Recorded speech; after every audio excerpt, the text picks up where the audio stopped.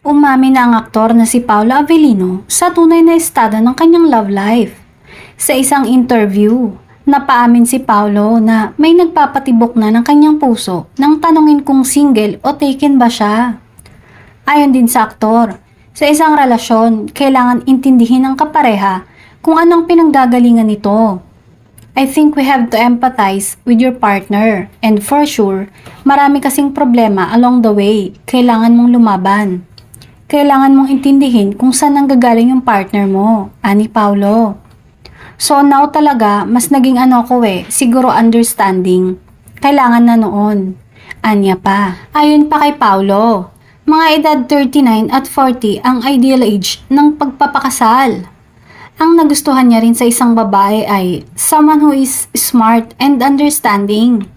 Say ng ilan, parang si Kim Chiu na nga ang pinapasiringan ni Paolo na gustong pakasalan.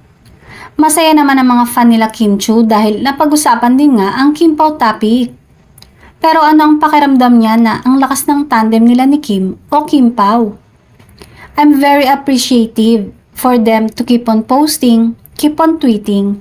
That takes time and effort and I appreciate time and effort, chika niya.